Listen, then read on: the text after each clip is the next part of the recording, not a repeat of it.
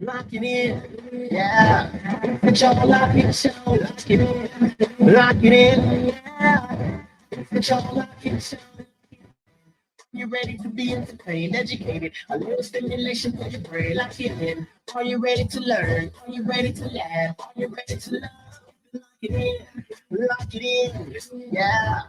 The Joe Lockett Show, lock it in, lock it in, yeah. The Joe Lockett Show, lock it in, lock it in. It's the Joe Lockett Show. What's up, y'all? Top of the hour, you guys locked into your favorite email. This is boy Joe Lockett. We are locked in the studio. Let's get it in. How y'all doing today? Man, I am ready. I am happy about the show. The weather is good. I'm feeling really good. I'm over there, whatever nagging cold that I had. What's up, Knock? What's up, y'all? What's up, Sandy? What's going on, y'all? What's up, Cassandra? What's up, who is this? Cassandra, what's up, Omar? What's up, Sukota? You know, so I got some Sukota. What's up, Fox? What's up, Juan? Juan, you have to share the mask now. Sukota, you know, so I got some mask. What's up, Melinda? What's up, Jamaica? What's up, you? I don't know if they got Japanese things for them. Jamaica, yeah, man. Yo,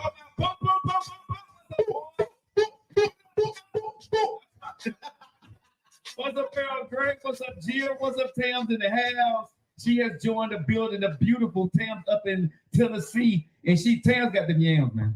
You know, she won't show them, but I know she got yams. You got to if your name is Tam. If your name is Tams, bro, and she a blonde too. I'm just saying. Yeah. You got a thing for the blondes, Joe? Of course I do. I got a thing for the blondes. I got a thing for the redheads. I got a thing for the black hair, short hair, long. Listen, short hair is there is no prejudice in my game. I like you. I like ladies. Hey, Lady J, how's it going in the house? Lady J is in the building. I know she's beautiful too. I got prejudice, but you know what I mean. I favor all of my short hair queens. What? Short hair queens is the one. I'm gonna say this. I love a woman as long as she allow me to run my fingers through her hair every once in a while. Every once in a while. You know what I'm saying? Every once in a while. Yeah, you know what I'm saying? You know, sometimes you just want to rub your fingers through you know, if she's laying on your lap, right? Or she's laying on your shoulder. That did it for me. What do you mean you ain't got no hair, sir? You don't either, sir. So I'm saying. I don't like that from you. We in the same boat. No, we different. We different. How? They can run their fingers through my beard. What? We different. We ain't the same, sir. Don't try to claim this over here. We different. Hey, Rachel, you grew that beard out like how many years ago? You was in my boat. I don't want to hear that from you. I'm just saying. We ain't the same, baby. We ain't the same. Man, you about to take me off already on the show. Already on the show, you about to take me off. Okay, before we get into the show, so you don't like running fingers through the girls? It wasn't that I don't like it. Okay. It's just I never found the girl that when I did that, it did it for me. It ain't supposed to do it for you. Hold up, but you just said you like rubbing your fingers on somebody's head. Because I like the way they respond when you do it, sir. There's a difference. I'm not doing it for me. I'm doing it for her. I thought she was doing it for you. It doesn't do anything for me, but you know, the texture of the hair, it goes through your fingers. But if you can just kind of rub through the texture of her hair and, you know. She got the she got the wig on. What do you caress the head a little bit too deep and you get caught? You didn't listen. You gotta listen, sir. You got to on the I said women who allow you to run your fingers through their hair. Women with wigs don't allow you to run their fingers through your hair. Women that got a weave put in. I mean, they hold up. If the moment take over, they might forget. Right, and a lot of women. Okay, I'm gonna tell you this. The moment took over. Okay, Phil, let me tell you something. If your girl pat her hair, do not attempt this. Don't attempt. If she does this right here, don't. I can see how they go bad. Because she can't scratch her head and she got on something up under there and whatever she got ain't real on top. So don't do it. You know what I'm saying? The sew in weave and all that, bro. I was married and I could touch the neck and maybe some parts of the face was okay, but the hair totally off limits. Totally off limits. Until you found the one that said you can run your fingers through this. Yeah. Hold up. So after what if they got the wig on? They take it off. You may not want to. And she watched it. Can you run your fingers? Hold on now. Hold on. I'm gonna say this for women who wear weaves and sew-ins and things like that. Most women got beautiful hair up under there. They just don't want to. They do. They don't want to. And when they come out that shower with their hair all over their head, bro, and dripping wet, they look so doggone good. And I don't mind. You kissing? You kissing? No, bro. No, you kissing up right now, bro. There you go. Hold the bell. So you gonna sit here and say you ain't been around a woman that took all that stuff out and she's more beautiful without that stuff, and her hair is just as long? No, Bro, you're right. He still look good, but I'm just saying though. 99% of the women look better in their natural hair to a man. I promise you that. Now, she may think all that stuff she got look good. 99% of the women look better to a man in her natural hair. Let me say this. Look better to a man in her natural hair. Okay? I ain't saying look better to her, better to a man in her natural hair. Look. Ask fellas. We will prefer a woman in her natural state than we will in her makeup and weave and eyebrows and all. We prefer you the way you look when you wake up in the morning. Yeah, that's true. But to a degree, when you get yourself together, they crap look good too. No, see, but this is what I loved about my ex-wife and both my ex-wives. Okay. When they put that makeup on, it was another level. You know what I mean? But when they took that makeup off, it was another level too. And that's why I sound like Pound About.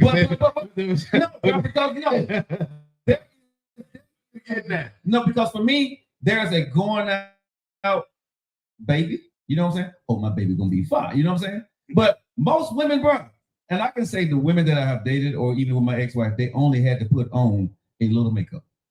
They put on a little foundation. I do agree with that. You don't have to cake it up. Yeah, and just put on a little lipstick, bro, and whatever they did with their hair. I'm gonna tell you this: women don't listen to men. Okay, they don't. They don't. When y'all come out that bathroom, been in that mirror for 500 hours, 4 scores and 7 years ago, and you ask us, "What do we think?" We said, "Baby, you look beautiful." No, I don't. You go right back in there. And what I said you look good in, you go in there change it completely. Change completely. Because Joe, she ain't putting it on for you. Exactly. But you better not. But then when she say, "I think this would look better, honey," don't you? Now you just asking me to lie, and we do. Because I like the first one, right? Yeah. But now I got to say I like the second. Oh, you know something? The second one look better. Now I'm gonna tell you, when a man tells you that the second time, he's probably lying to you. Now he's pandering, like you said. Now we are pandering. Okay? Because I'm pandering. I lie. No. I'm honest with my woman. If she got on something, I'm like, baby, you know, because if you pay attention, once you get older, you're going to start to pay attention to your woman a little bit more. And so you're going to say, baby, that's going to accentuate. You remember these words? Accentuate. Put that in my notebook. You know what I'm saying? You know what I'm saying? Or you're going to say, or you're going to say that lipstick doesn't go with the color of your eyes or the color of your dress, right? That means that you're paying attention. This is attention to details, sir. Attention to details, okay? So attention to details. Attention to details, right? And then so because she wants you to be able to explain to her, right? Why? Say that word one more time. Accentuate. Okay. I can't even spell it. Accentuate. Accentuate. All right, ladies, you guys are locked into the Joe Lockett Show. How you guys doing? Hey, Erica, how you doing? Hey, Monique. Yes, I agree with my natural me. Yes. Oh, I bet you Monique beautiful too. Ooh. I never wore makeup in my whole life. Shaw, you don't need it. You're beautiful, baby. Hey, China, how's it going? Yeah.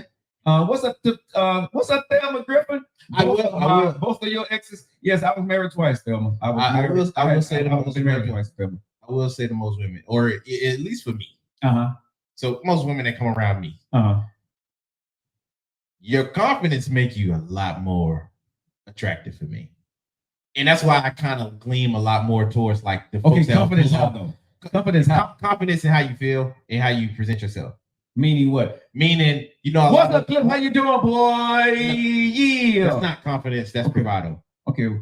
Confidence with what I've seen. I can't call it. What you mean? I'm saying what? Can I explain it? Yeah, sir. Get into it. Yeah. Because I'm explaining it from how I see it from a dude point of view and how I perceive it from. Get to it, sir. Explain it. I'm cleaning it up. Don't clean it up. This is Joe Lockett Show. Explain, sir.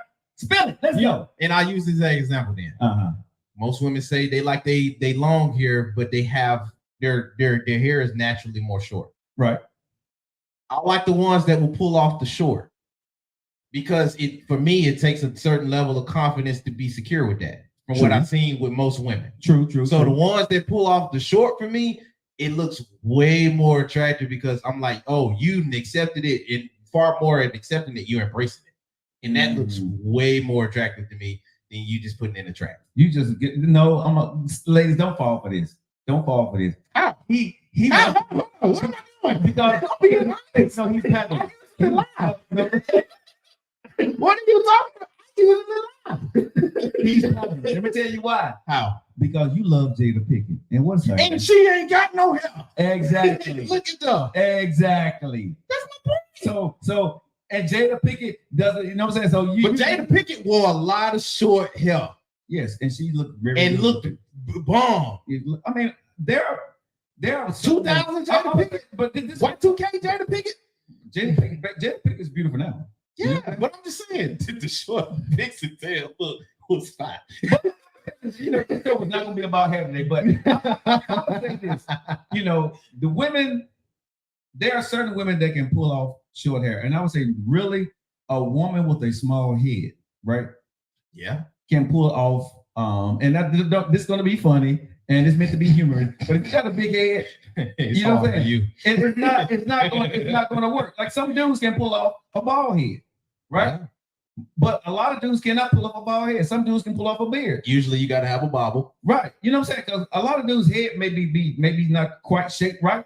Right, I didn't know how I was gonna look with a bald head. I did not. My dad messed me up. Shout out to Pops. Thank you, Dad. But you know, this is what I always say to women: wear what you make you feel natural. But when you're with a man, right, try to appease some of his needs sometimes. Why is it that? Because you know, men lie when they're talking to that woman, they're talking to their wife because they don't want to embarrass them or make them feel insecure. You know what I'm saying about their looks. So we're going to tell you, okay, if you know you didn't gain weight, you know you didn't put on a good 10, 15, and you're going to ask me, your husband, right? Honey, how do I look like I gained weight? That's a trick question. You know you just got off the scale and you didn't gain 15. You walk out that bathroom and you ask me, do it look like I didn't gain weight? And you can't button up your pants. What did I supposed to say? My natural reaction to be safe is to say, nah, baby. But if you be like, and you insist that you want my opinion, be like, nah, for real, be honest. Oh, no.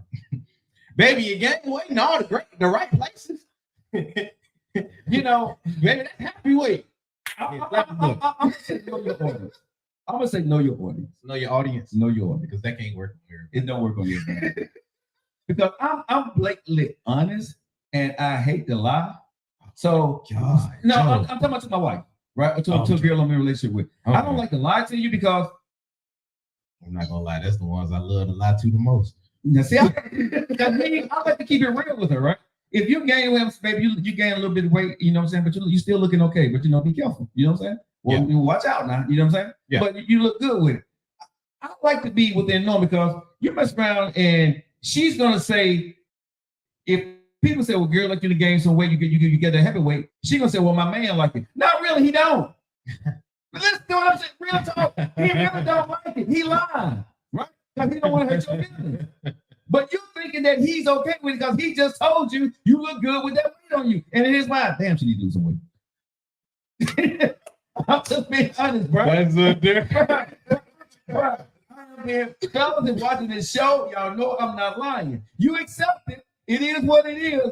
But what you looking at on social media or in public, it ain't what your wife turning into. Hold on. Just saying, y'all do like a show like that. Both my master police said, lie. Exactly. Baby, do I look fat in this dress? But let me ask y'all ladies this on Facebook, TikTok, Instagram, YouTube. Let me ask y'all this question. Don't y'all already know y'all look fat in that dress? Please don't tell me to tell you. I'm saying, but that mirror told you that your food was sticking out. The scale told you you didn't gain weight. Why in the hell are you coming to me asking me the same question? That two things and already verified that you look fat and you are fat, but you want me to say you look small. Hey, I'm already inherently down in the rabbit hole. I got like a house down there. I'm not trying to go no deeper. What the man gonna say? He gonna lie. No, baby, you look good. Oh yeah. But I tell you, if women had the power, had that special power that could read a man's mind, I'm gonna say 90% of the men are lying. Man, hey, if she did have that power, you better train your mind to lie too. you tell yourself I like date though. You better tell yourself to like it, boy. Okay, what's the question on Titanic nails? What's the question? But I'm just saying, it's like a man coming out and saying, "Baby, am I fat?" And his gut hanging over his belt. Oh, you gonna tell him? Yeah, but exactly. She gonna tell him. She gonna say, "Baby, you done gained some. You look good, but you done gained some weight, baby. Baby, you got some titties." Yeah, she gonna tell you quickly. But if you say something to her, oh, it's gonna be a bad day or it's gonna be a bad event, bro. Laugh a lot. He get a woman. He get a woman though. Yeah, I mean he still get a woman, but if he's asking for her opinion when he already know he's fat, a woman gonna be more truthful than a man would be to a woman. I came here before and you guys told me it wouldn't work out, so I'm back to give an update. Okay, talk to us. Wait, wouldn't work out? I don't know what the update was about. Let me see. Are you able to talk about it? Yeah, because you got us lost for a second. Please update us so we know what we're talking about. I'm trying to see, can I bring on as a guest here? Let's see if she.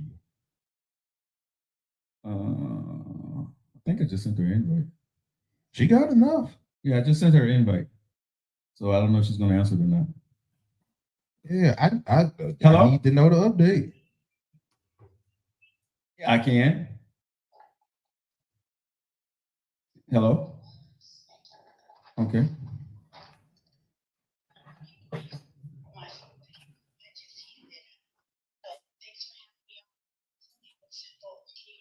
We can. So last time we jumped on here, I was in the comment section. I'm 46 years old. I was the one seeing the 66-year-old like on stage versus 69. It was too little, it was too short. Doesn't satisfy me. I don't want to expect that I'm going to have a heart attack by me cussing out.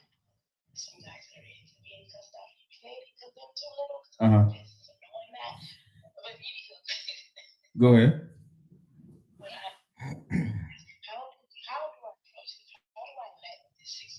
Oh man, no, hey, it ain't working now. Because he can't change his size, you know what I'm saying? But he's just too. I think he's probably the smallest I've ever been with, and he has an ego. He's arrogant. He's well off, and he doesn't think there's anything wrong. He often tells me, "Hey, I can get down better than 25-year-olds." Okay, so let me ask you a question. So you're dating a guy. How old are you? You're 46 and the guy you're dating is 60, you said? He's 66 and he think he's knocking it out the park. No, she's saying he ain't up the park. Oh no, but he thinks he's knocking out the park, but he's really not. And it's not working for you. It's not working. It is, but it's the thing I wish younger girls would understand when it comes to the sugar daddy and all that extra. I mean, the royalty, that's all I'm saying, you know what I mean? Okay, so you're asking what should you do? Did you get it? But but he's your sugar daddy, so are you into it for the money? Yeah. Okay, So if it's gonna be that, I'm gonna need a little bit more. And then he wants to be extra freaky and all that. And I'm like, oh no. You don't even know the basis, right? Okay, so if you guys are just locking in right now, we have a person that returned that she's been dating her sugar daddy. He's in his 60s, she's in her 40s. And she's saying that right now that, the smashing ain't where it needs to be. And, he's not up to par on many levels. He's not up at the par, but he think he is. And how should she tell him? I mean, at the end of the day, that's your sugar daddy, so there really is no emotion involved, correct? I mean, no, since 2020, so there's some amount of, well, I wouldn't say so obvious, but respect. What would you call it? Somewhat of a bond, so to speak. So you've been lying to him for 3 years. Yeah, that's what that sounds like.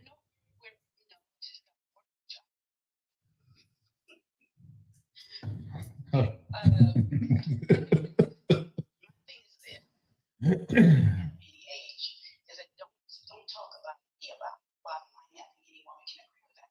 So because he puts so much, It's the way it's his bravado about what he's doing. He's really not doing what he say he's doing. exactly. Okay. Erica Barker funny. Okay.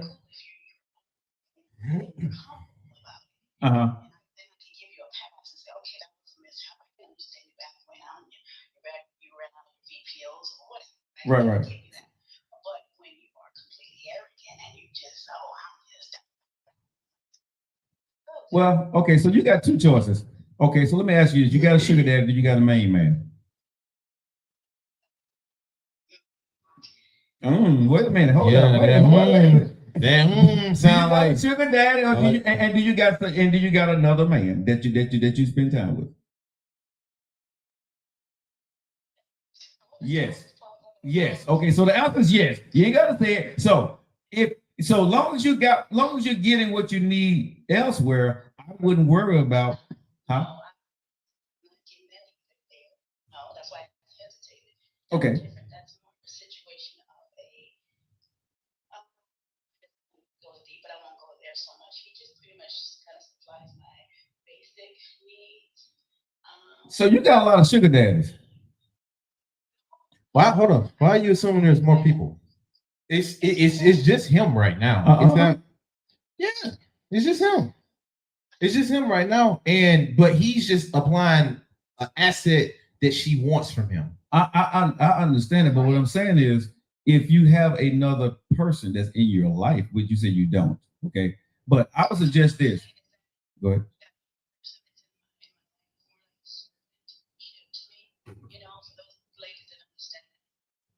Are you a sugar mom?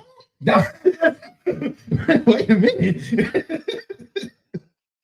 I'm lost. I'm sorry. You didn't hear me, right? Yeah, okay, now I see what you're talking about. That's what I was saying. Because you got through me all right now.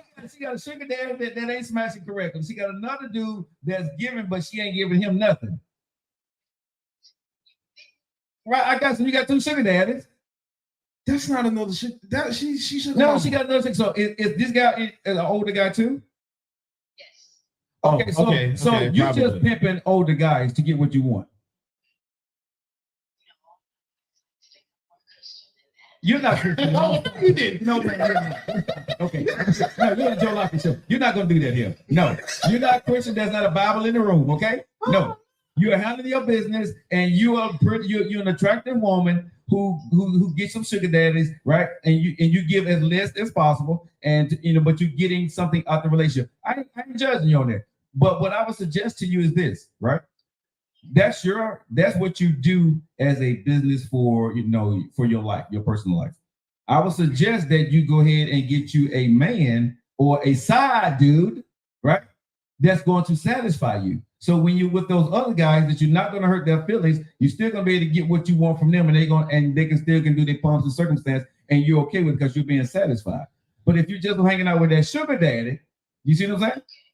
If you're just hanging out with that sugar daddy, and I'm not telling you to go out and do it a bunch of men, but I'm saying if this is what you want and you want to keep the sugar daddy, if you hurt his feelings, there's a possibility that he may go away. And there go the sugar. You see what I'm saying? So if he's just a sugar daddy and you got an emotional bond with him, but you're not in love with him for real, I would say go ahead and get you a side dude, you know what I'm saying, that you can go in there and kick with. And we grown, y'all. Y'all may not agree with what I'm saying, but I'm just saying at the end of the day, this is her life. This is what she's doing. She's dealing with a guy that she's never going to marry, but he's giving her money and probably gonna leave her in his will. But that's real advice though, because if you're getting into it and you know what it is at this point, and you want to continue it to a certain type of level, at this point, I would say feed the ego until you can't deal with it no more. Exactly, because he got the money and I'm Joe. Joe. What about in the future when you get tired of it, or things that I remember you kind of pointed out some of those things, and I just think it would come up so soon. But this is the update, so yeah, this is at the point where I said, I know what I like, and I could never. He's even talked about marriage, things like that, but I could never ever see myself being with someone who doesn't satisfy me at all. Like if we ain't got nothing else, we ought to have. Right. But you're asking the impossible though. You're really asking the impossible, right? You're frustrated because he's boasting about it. But at his age and you're his girl, what else he gonna do? You see what I'm saying? So you have to feed his ego at the end of the day. Unfortunately, it may not be what it is, but you're getting some out of it, and it's keeping him healthy. Probably it's keeping his mind. Hey, I still can knock it out the box. It makes him feel good. So I wouldn't say shoot him down. You know what I'm saying? If you're taking from him, but he is 66. That's hard going down a few years after. But that's what I'm saying. He's not going to get any better. It's going to get worse because he's getting older. Well, I think the worst part of any lover, just on this principle, is somebody who doesn't listen when the woman and or the man, the partner, is saying, "Hey, this is not working. You go to the left, go to the right," and you're not even open to because you think of Susie, Sandy, whoever you worked with prior, and when they were probably lying to you too. Right. So, you see what I'm saying? My thing is, I wanted them women to do that, and so therefore it's like, okay, I can do it gentle, but at the same token, you're not getting the gentle. I've been telling you for just the gentle part of it for about 3 years or so, and you're not getting it. Now I feel like just handing it to you and making you my bitch. Well, I'm gonna say this though. This is what I'm gonna say though. When a man is paying his money to you and he's giving you a significant amount of money, if that's what he's doing, he feels that he can say or do whatever he kind of feels because he's pretty much paying for it. He's paying for it. You see what I'm saying? And so he's not going to listen to what you're saying at the end of the day. Go ahead. Right, exactly. And make a decision on a more serious note to just say, you know what, this may not be what I desire anymore if I can't. Exactly. I mean, if you're willing to walk away from what he's giving, the benefits from what he's giving you, yes, go ahead on and tell him, and then or just break it off and don't hurt his feeling and move away from it. And to the ladies that are listening, I just want to put this out here too. I'm one of them. I don't know if you're like me, but I'm a very visual woman, and if I'm not physically attracted to you, that plays a huge role. Even in the realms of it's a sugar daddy. In other words, I'm not that great of an actress. At some point, not just for him, but at some point, I'm going to be truthful to myself and really look at this person when they're no matter the age, when they're sitting there eating and going, "Oh, I didn't know he ate like that." All the little things that. But this is what I'm going to disagree with you at just a tad bit, right? Okay, I understand being shallow, but this is what I'm going to disagree with you at, right? With me being a side dude, right? I have to understand what comes with that territory. There are no gray areas. You see what I'm saying? You're trying to put boyfriend or monogamous things on him when he's your sugar daddy. Yeah. You see what I'm saying? That ain't his job. That at the end of the day, you may be his girl. Okay, but still, okay, but I hear all that and that sounds great, but you know what I'm saying? If he's a sugar daddy, he's a mark. Okay, that's 25. Whatever he looks like, whatever you decide to get for the last 3 years, my point to you is this: you decided to do that and for him to be your sugar daddy, right? So he's a sugar daddy, right? So you got to stay in that lane. He's not going to give you what a lover's going to give you, or what somebody in a monogamous relationship are going to give you, or somebody that you deeply, infatuated with. That's not what you got him for.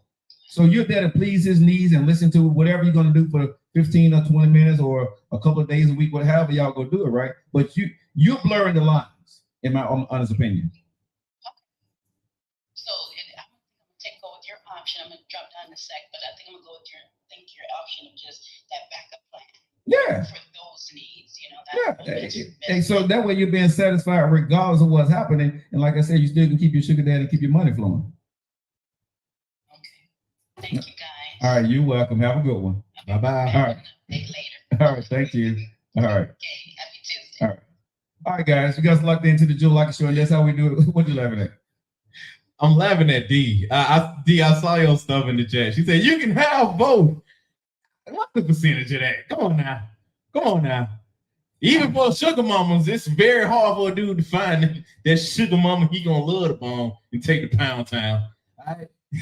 Like you gotta go in, you gotta know what you're going into it for. But see, D, and commit. But see, you gotta think about D is saying you got to find a guy that got the bread that you like. I thought you were talking about the sugar daddy. But I'm saying, but that's not a sugar daddy. What D talking about, right? Oh, I'm saying I thought she was only commenting on the sugar daddy point because she was like she wants sugar daddy to be fine. Yeah, but that's what I'm saying though. So when women say you can have both, when you getting sugar daddy, think of the word sugar and daddy, which means you're dating somebody or spending time with somebody that's old enough to be your daddy, right? So it's not. So at the end of the day, you're not going to be able to get as much for as long period of time with that person, right? And I think I'm not thinking for tuning in what's right and keeping us up to date. But if, like I said, if I'm in that situation, I'm not judging, right? So I know that many people like, how can she do the blah blah blah? But I'm not judging the woman. She trusts us with the information, and this happens more often than none. I'm telling y'all this right now. So thank you guys for coming to the Joe Lockett Show and talking about it. But safe place, exactly, safe space. Do what you do. And make sure you're good at what you're doing. You know what I'm saying? But like I told her, I don't think you should put the onus on him to make sure that you're completely satisfied. Use him for what you got him for, girl. Yeah. Use him for what you got him for. Because he only declining. The rest he gonna have his money. If I'm giving you my money, right? And I know that's about all I can really give. And I probably know I'm not doing that good of a job. I don't want to hear nothing from you telling me about, you know what I'm saying? Mm-hmm. And I don't put paying your bills. You know what I'm saying? And you know what I'm saying? I don't want to hear what you tell me what I can't do or what I need to do. No, you're gonna take what I'm doing. It's the one time in my life right now, the moments I got with you, that you know what I'm saying, that I got a pretty woman in front of me. I want my ego stroke. Exactly. I'm paying for it. I'm paying for my ego stroke. I'm paying for my ego to be stroked. All right, guys. You guys are locked into your favorite eating ride. Thanks for hanging out with us. Let's see. I dated an older man and he was fine. My goodness. What else was you talking about? No, but D, did you date? She's 40. Okay, he's 66. Did you date a guy that old? You see what I'm saying? If you date somebody, if you're in the 40s, bro, and you date somebody damn near 70, that's a whole different ball game. Oh, you sugar. You know what I'm saying? That's a whole different ball game, bro. Oh, you sugar. But and I promise you, if he was in his 60s, he ain't doing what a man in his 40s is doing. He can be fine. He can be all of that. You know what I'm saying? But once he come off that V pill, I'm gonna take this pill, girl, and I'm gonna give you a lemon pop.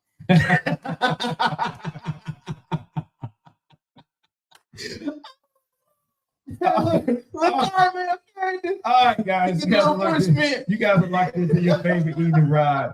I was in my 20s and he was in his 40s. Okay, D, that don't count. Oh, he still had it. Young, he still had it. So no, you just dated an older man when you was a baby. D, I'm gonna call Cap.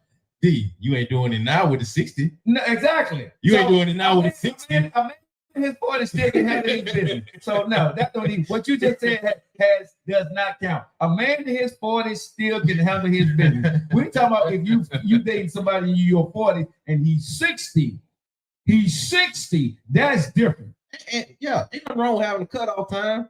Ain't nothing wrong with having a cutoff. What I'm saying is, if a man in his 40s to 45, bro, at the end of the day, he's still good. A man up until about 50s, maybe 55, he probably still good. But 66, nah, bro. You ain't kicking it. You ain't kicking the same no more. 50s too. 50s I agree with. 70s is not too old. Yeah, but you ain't gonna get from a 70-year-old. You're not gonna get what you get from a 50-year-old from a 70-year-old.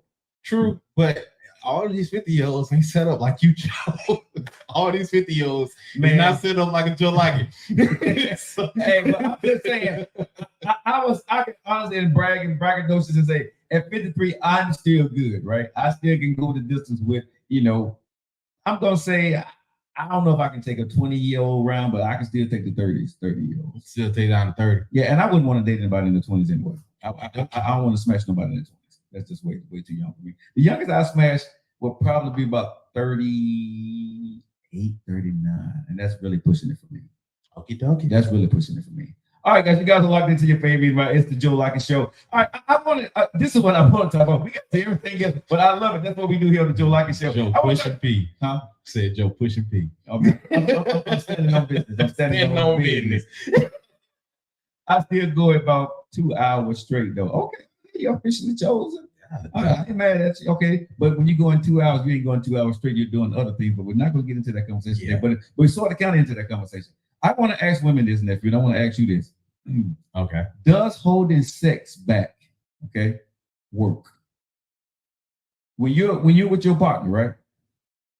Does holding sex back actually help your relationship? Does it work? Do you actually get what you want? Or does it make the relationship worse?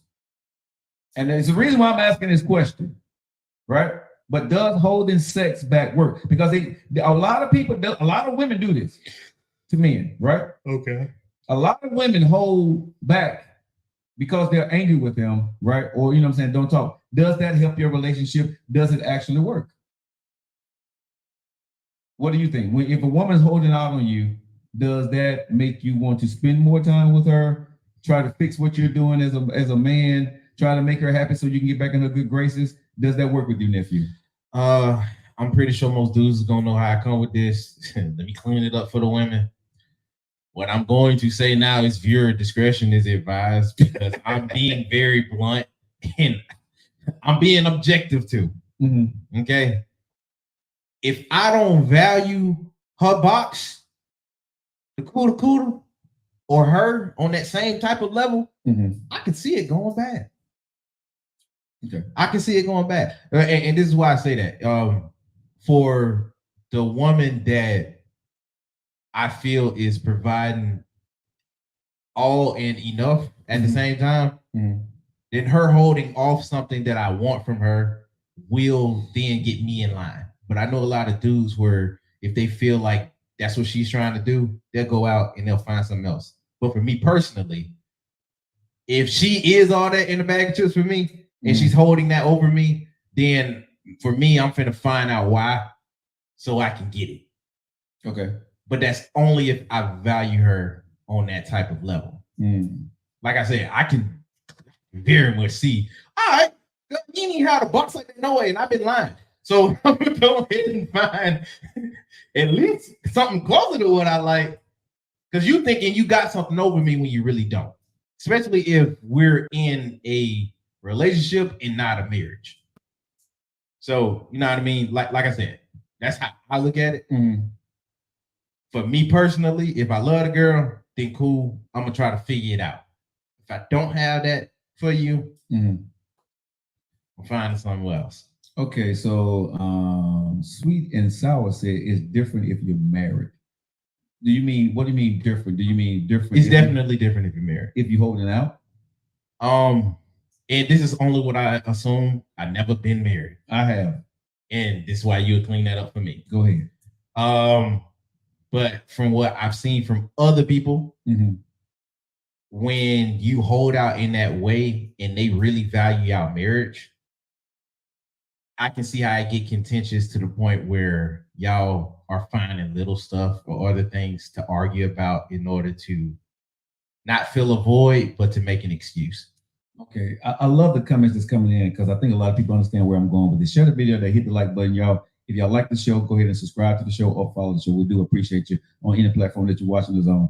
Okay, so what I see a lot of Monique says, I don't think holding back helps. You need to deal with the issues that's holding up the intimacy. Mr. Rosa 205 says holding out only builds resentment. I could agree with that. Officially Chosen says my ex-wife could not handle me. Tantric Nail said I'm divorced and I only stopped cooking, but I understand men's drive. Okay, so I'm gonna agree. Stop cooking. That when I was married, right, and a woman is holding out sexually to you, right? If it's done in a good fashion, right? And you know you messed up, meaning you know you messed up, and she only used that tactic very rarely. Oh, like go to the couch. You know what I'm saying? Yeah. You know, she used it very sparingly, right? If it's not her go-to, right? I'm cool with it because I know I didn't screw you. If she holding out or she don't want to be spend time with me, I know I didn't screw it up. I'm okay with that. What I have a problem with if that's your method to show you mad at me and I need to, redeem myself in the redeem myself so I can get back in your good graces. All right, I got questions, Joe. Sure. So are you using sex as your way of redeeming yourself? That's what a lot of women withhold sex, right, until they get what they want or approve. They feel that they're proving their point to you, right, and they want to prove a point. So I'm mad at you, so you're not going to get this. No, I get that point, but you said you're holding that over me when I could be using that to kind of like make it better. Yeah. So are you saying that that's how most men they use sex in order to try to redeem the situation? No. Women withhold it until he capitulate to whatever she wants to do. From a man point of view, like I said, I don't have a problem with if I'm married to you, if I'm in a relationship. If I really screwed up, I get it. You're not in the mood, right? But what I have a problem with is that women withhold just because they're mad at you. Because here's my situation. If you're withholding sex, it does not make it better for the man. Let me just say this, ladies. If you're withholding sex, right, from your mate, it does not make it better for the man. It may make it better for you, but it does not make it better for the man. Because why? Now he's frustrated. What happens with a man that's frustrated, sexually frustrated? Oh. No, but seriously, bro. Women don't understand this, but men get petty, right? Very. You know what I'm saying? So there are things that a man would stop doing because you have stopped putting out. Now, the reason why I'm talking about this because this is where relationships starts to break down, right? One won't do, the other one won't do. Now there's, like someone said earlier, there's resentment. And now you're starting to tear down the relationship instead of having the conversation. You know what I'm saying? Instead of trying to fix the issue, as someone said, you're withholding and trying to prove a point. And now this becomes your method to deal with me. So now I don't like it. So I'm going to do one or two things. I'm going to be petty about this, or I'm going to go out and get it somewhere else. Let me just be honest with ladies. I'm going to be petty with you at home and play this dumbass game that we're doing, right? And it's going to tear down our relationship that's going to resort to you. Either you're cheating or me cheating anyway, or I'm going to go out there and cheat because I'm not going to play your game. It's not too many men that's going to sit there because you're holding out and going to turn around and do everything that you need him to do because you're holding out. I don't think holding out sex from a man, from a woman, more women do it than men. I don't think holding out sex is the key to a healthy relationship. I don't think women should hold out on sex. I really don't. Now, saying that I don't want to do it tonight because I'm mad at you, that's not holding out sex. But if you're saying I'm going to go 2 or 3 days or a week or two without spending time because I'm mad at you, that's a problem. That's a problem. Your thoughts? I'm just taking it in, dog. Hey, I've never been married. I ain't even been engaged. What you won't do, another woman will. Yeah. Hey, and what Cole will said it too. But a lot of people gonna get mad at me when I say this, right? Well, if you're married and you love me, you would no, that's bullshit. That's bull. You know what I'm saying? But I won't say it about that. But you know what I'm saying? But that's BS though, bro.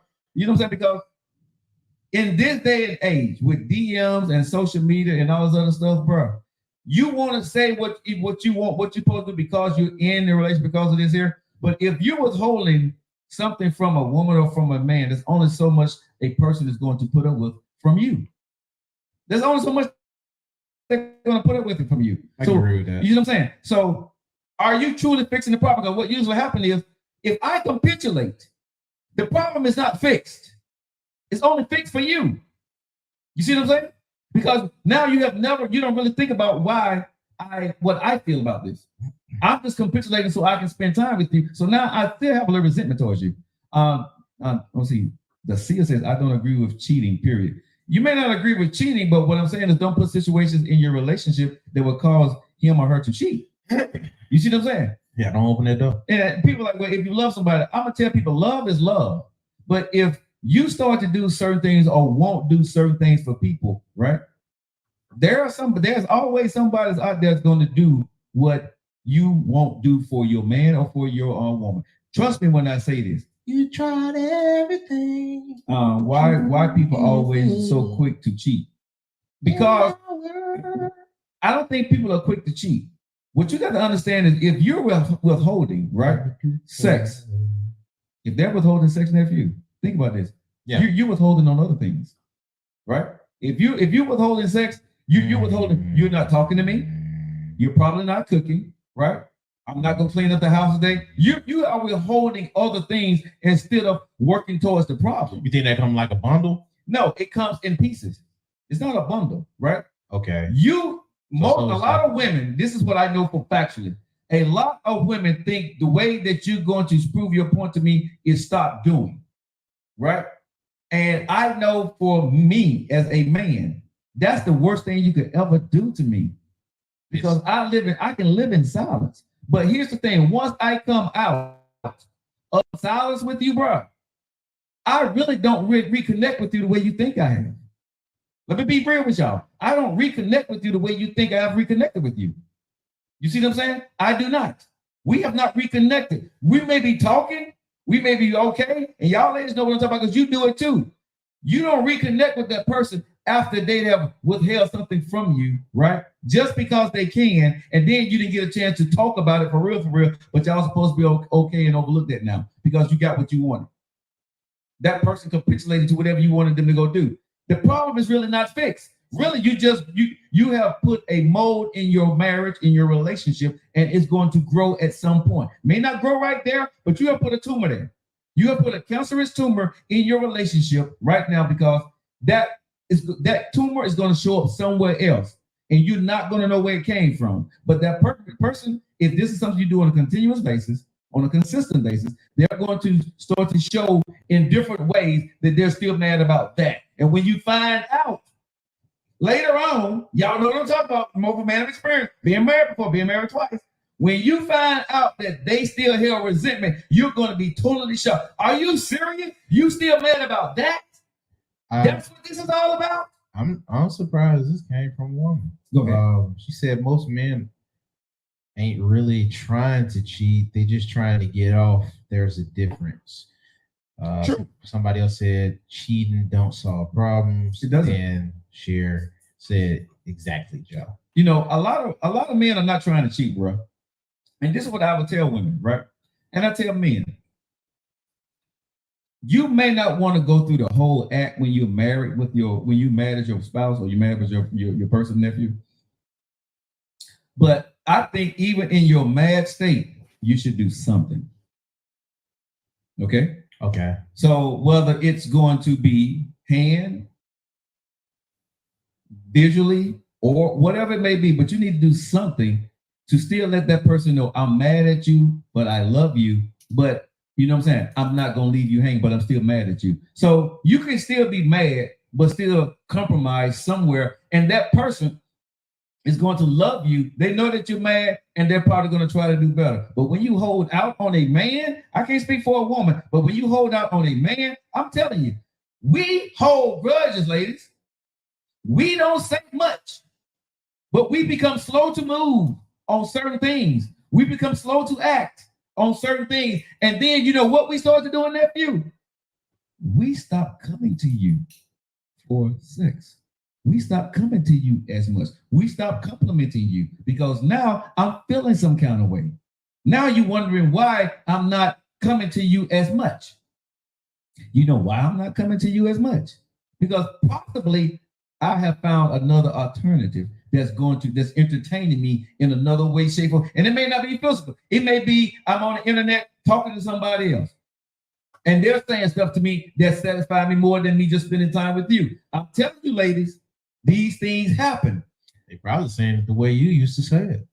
What's that? No, I'm saying, yeah, like different stuff for some dudes. I can see that pretty clear. For some dudes, it may not even be the person for real. Uh-huh. It may just be how they receiving what they giving. Uh-huh. Like, oh man, that's how baby used to do that. Okay, let's see. Erica says, let's see. I thought Erica said something. How you lose what Erica said just that fast? I don't know, because things move pretty quickly. Monique says, I love us communicating, which is part of intimacy. So I am not going to withhold from my man, period. And that's what I like. Tantric said it's because I'm in the industry. Okay. Just pen, Joe. Huh? What you just pen? I wasn't trying to pin anything. Did I pin something? I think so. Oh, I wasn't trying to pin it. Oh, I definitely was trying to pin that. Did I pin that?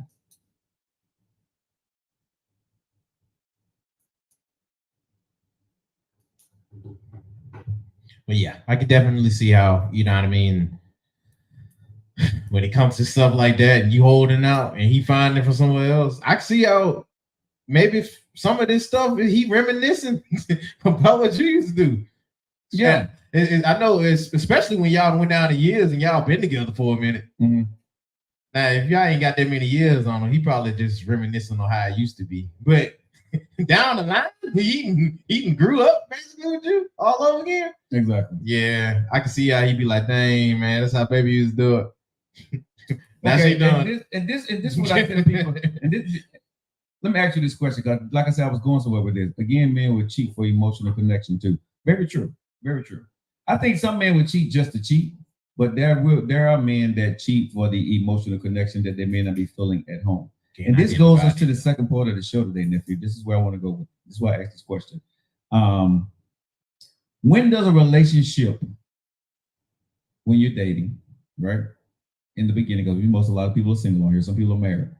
And if you're married, I want you to chime in. When does the relationship or the marriage stop being fun and become work? When does the relationship, the dating phase, whatever you want to call it, relationship, monogamous relationship, or the marriage, when does it stop being fun and becomes work? Someone said never, and I'm going to say that's not true. That's cap. It may not be for them though. But what I'm saying is, when does relationships become no longer fun and it becomes work? You guys are locked into the Joe Lockett Show. 52 minutes past the hour. This portion of the show is brought to you by the one and only Tamise Creation Candles. Got our studio smelling really good. You guys can go to Tamise Creation and go ahead and get those candles. And also, this portion of the show is brought to you by Big Daddy. You know he got the best fish and best fish fry going on Fridays. Y'all make sure y'all go out there to 12 Hall Avenue in Bessemer, if you're here in Birmingham, Alabama, and go out and check my man out. You know, and he got this Taco Tuesday thing going on down there at 1200 Hall in Bessemer. You guys stay locked in. Make sure you stay locked in. We got so much more coming up in the show. If you guys are just locking in with us right now, share the video out there, hit the like button. And also right now, what we're talking about, when does, nephew, social media land, when does the relationship turn from work? Turn from fun into work. When does that happen? Somebody said 1 year. That's crazy. Wow, go ahead. That's great. Anyway, I can only speak towards the relationship. Mm-hmm. When their relationships become more work than actual fun or enjoyment is when, for me personally, what I've met, the person and you have a certain type of y'all connection or how y'all was vibing before. For me, it gets to work if it start getting too serious, and it's not enough. Like, it's not loose enough to where y'all can enjoy each other's company. You're too busy trying to fix or kind of like grasp what the relationship was. Mm-hmm. It's hard for me to describe it. I'm finding words now. Because I'm trying to say, what the hell are you talking about? Sir? No, because I'm saying, like, hold on. For me, okay, when my relationship started getting more work than actual enjoyment, was when we started focusing on the relationship more than it was that we was focusing on enjoying each other. Okay. And the pressure of that started to change things. Okay. Like I said, I can only speak for the relationship portion. I don't know how it is when it's like marriage. Maybe you do focus on. So say it again. What you just said. When you was taking the relationship so serious and not taking how you connect serious enough. Okay, so it's fun when we are taking stuff more lighthearted, when we're enjoying each other's company, like so you're saying, so you're saying basically it's fun when you can keep things lighthearted, but keep it moving, but love each other. But when you start taking everything literally, right, and start questioning everything, it's no longer fun. Now it becomes work because you got to do more explanation. With you got more explanations. Okay. You got to address people's, you know what I mean, biases or whatever it is that they're feeling in that moment. Mm-hmm. Then you have to reaffirm. Then you got to go and, you know what I mean, you got to fix certain type of situations that you wasn't prepped for, right, or that wasn't really given the necessary light at that moment. Mm-hmm. Or maybe somebody felt neglected. Like once you start taking stuff a little bit more serious than it is that you're trying to get to know the person a lot more, mm-hmm, then you can start seeing how a lot more work, unnecessary work, and that probably get played in. That's a great point. We got a lot of women chiming in on this. We got Kimberly, we got Cameron, we got Tams, we got Turmeric chiming in on this. Ladies, I'm going to see Kimberly. I'm going to see, can I bring Kimberly in here? I don't know if I can get her in. I'm going to send you a request, Kimberly. I would love for you to chime in because she's been chiming in a lot here. I don't know if she would come in here. You should date your wife like you did before you got Kimberly, married. I think she's accepted this. I'm going to see what she come in. Yeah. Hey, Kimberly, how you doing? Welcome to the Joe Lockett Show. I'm doing good. I would love, because I see you typing out a lot there, and it's not a lot to read, but you got some really great points. Could you tell us, okay, when does dating, or when does, if you're dating somebody or if you're in marriage, okay, we got Kimberly who's joined the Joe Lockett Show. When does these things become work instead of fun?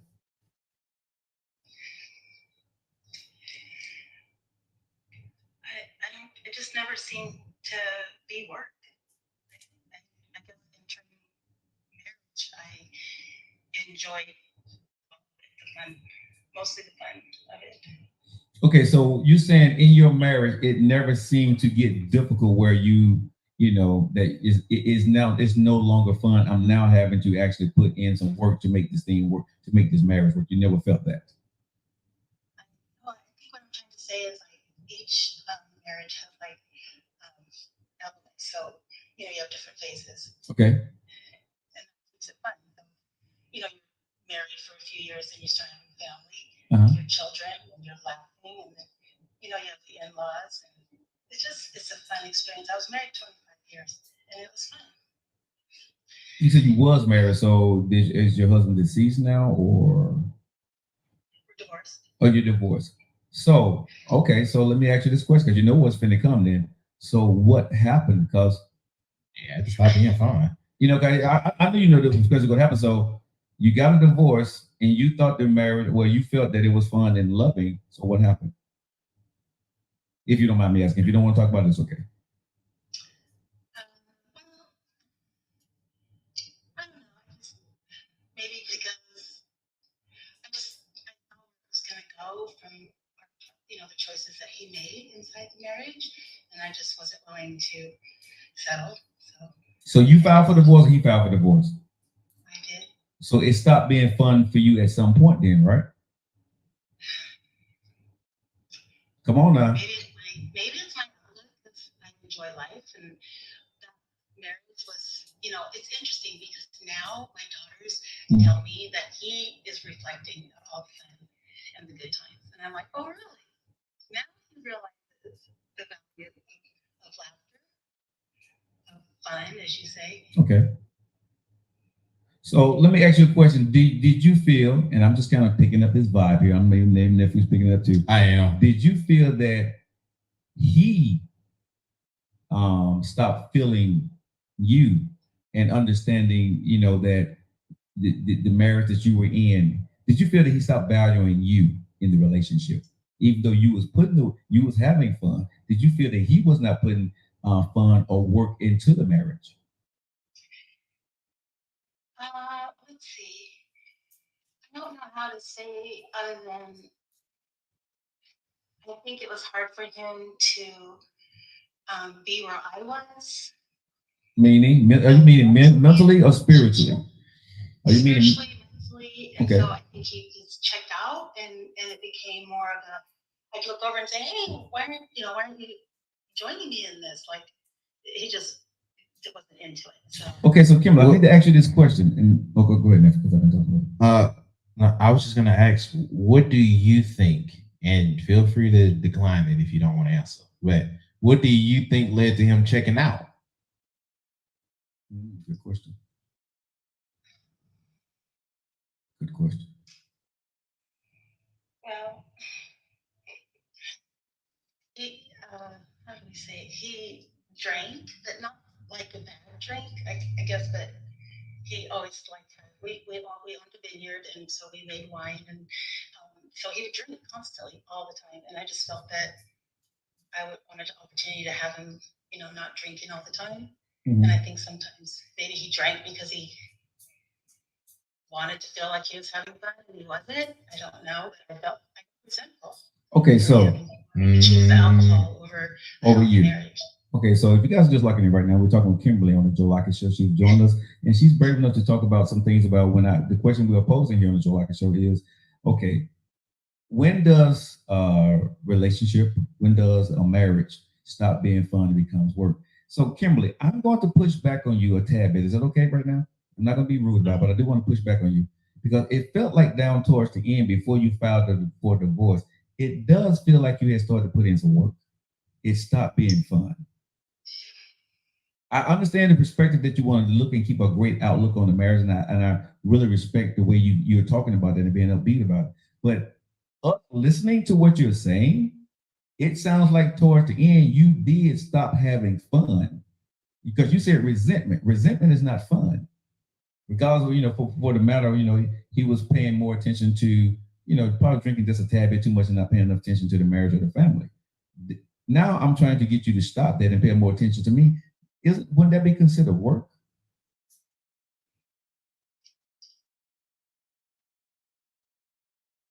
Yeah, in a way, I think you're saying that, but maybe because the children, is part of the marriage, and maybe you opened up something that maybe I hid behind the kids because we get to have fun with them. Right. And I do respect that. Yes, right. But when but let me ask you this, because you sound like a great mom. It sounds like you was an awesome wife, right? And we thank you for sharing your story. But let me ask you this question here.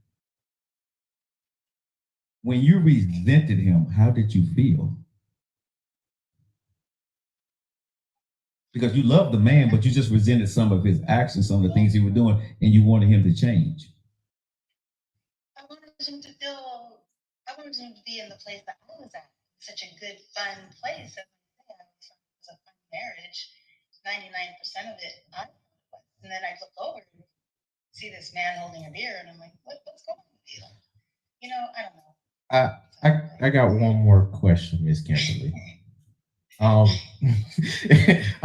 hate to do this and stuff, but I got one more question as far as with describing the guy, because from what I know from dealing with people that have vice issues, especially when drinking, my family has to deal with that like very, very, very bad. And when you get to those type of vices, those could be trying to drown something out. Can you describe the personality of your ex-husband?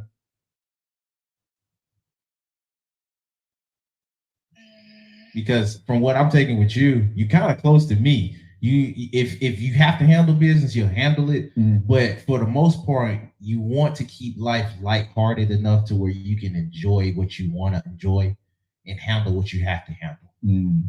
And I know what's a real bad mix for people that's close to me and me myself, when somebody is coming in too serious in the times where I want to be enjoying and being more lighthearted, you'll really bump me out.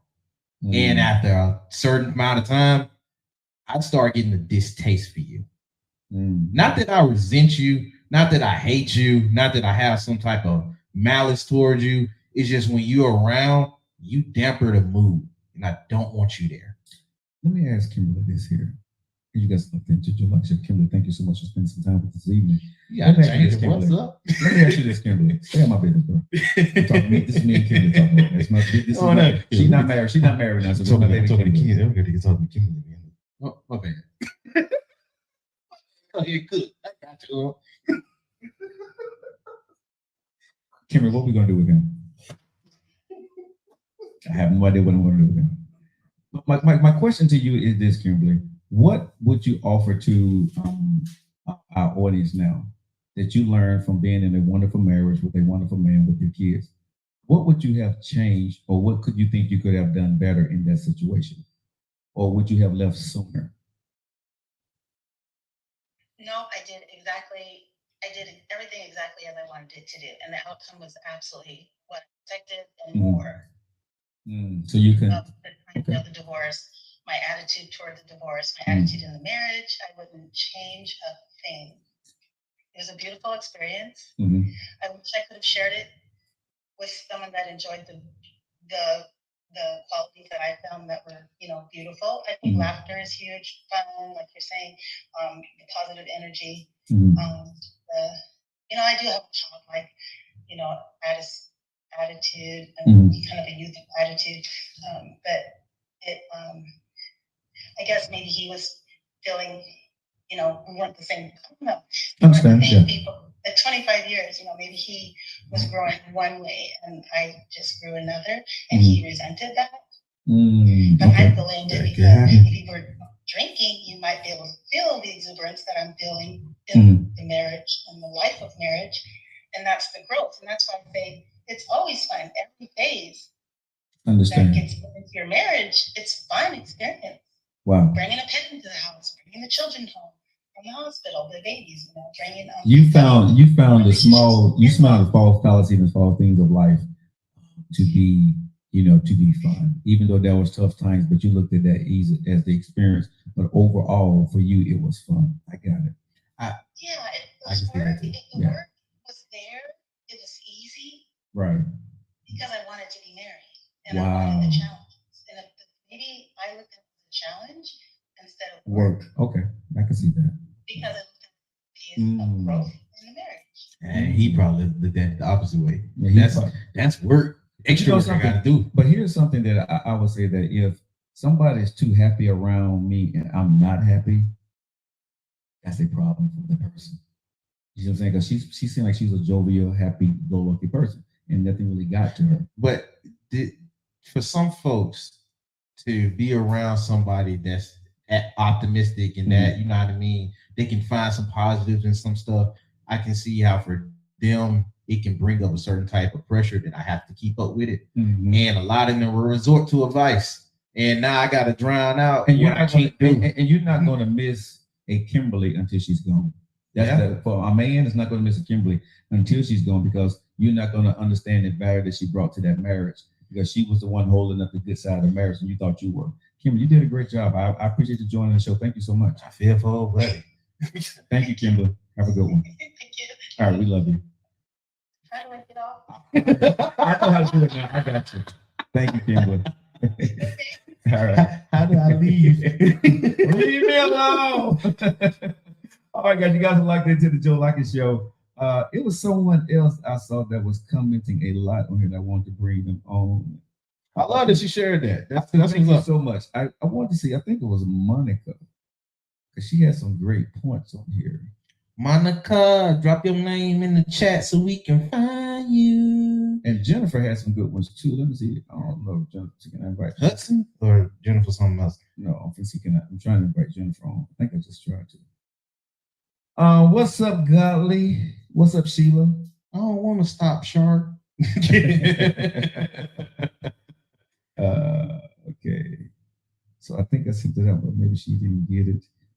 Also, it was, let me see, sweet and sour. I see they're answering a lot. Let me see, can I bring them in? Sweet and sour.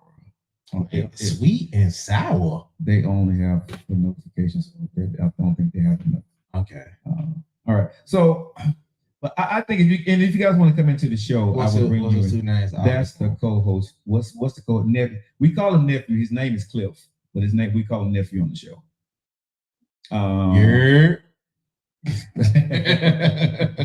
I was trying to bring Sweet and Sour on, but I guess she probably doesn't want to talk here. I don't know if she have enough people.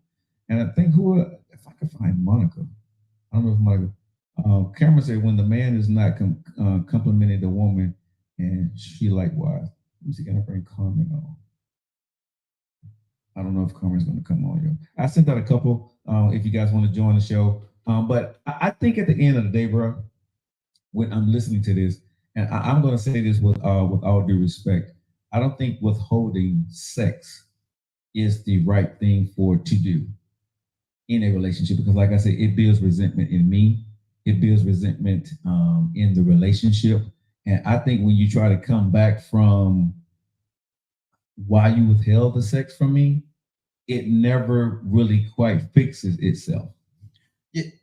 Yeah, I agree with you on that point. I'm still kind of stuck on the Kimberly thing. Okay. Because with her, Hey, Godly Gorgeous, she kind of explained why I said what I said. Right. Like her relationship at a certain point, they wasn't meeting on the same pages. And from what we take from it, those pages, even when they were on the same page, they took the information different ways. And there was an imbalance. So even when we are on the same page, each of us are not taking the same information away. Okay, I can see that. And that can make the relationship start to turn into work, because now you got to get what the page I was on together in order. And then you got to go back to the pages that one of y'all might have missed. Very true. Very true. And ladies, thank you so much for the roses. I appreciate you, man. Ooh, people send us a lot of roses today. Thank you so much. And thank you, Rachel. Thank you, Lady J. Thank you for the roses. Ooh, the roses coming in. D. D sent us some roses. Ooh, thank you. D don't even like us like that. That's D, crazy. no, D don't like us. D don't like us, but she loves us. Oh, you gotta call her, bro. Well, D may not like us, but D love the hell out of us. D will fight for you and me, bro. I'm telling you. She may go hard in the paint, bro. But Lady JD, I'm telling you, they may not like some of the things we say, but they ain't gonna let nobody mess with us. I promise you that. Kimberly was confirmation as to why I'll never get married again. Oh Lord. I mean, but bro, people gotta understand and think about on this show, right? Since we've been doing the show, and I've been doing it for 10 years, from radio to podcasting, right? A lot of people these days, bro, are now beginning to get a divorce after 20 and 30 years, right? Yeah. And you have to ask yourself why. And what I'm seeing is more women divorcing men as they get older. Because what I'm seeing, and ladies, y'all let me know if I'm wrong or not, but I'm believing a lot of women are finding themselves alone 20 years in their marriage.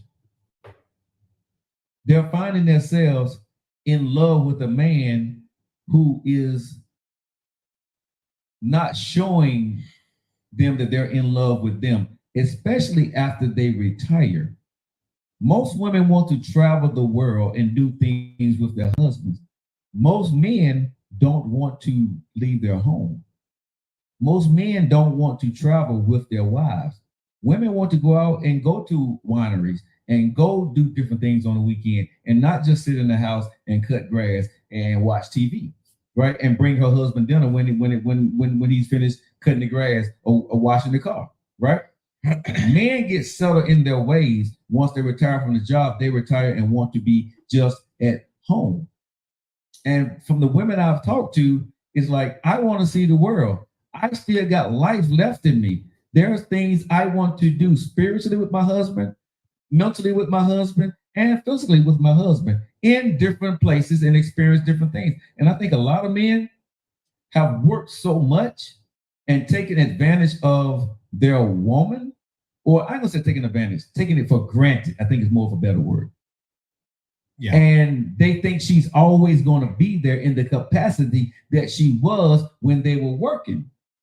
And she's thinking that he's going to be in a different capacity once he leaves his job. And what a lot of time happens is that doesn't happen. He finds a part-time job. He does something else, because a lot of men are now, once they what I've heard from men, bro, they don't know how to be married to their wife without the job.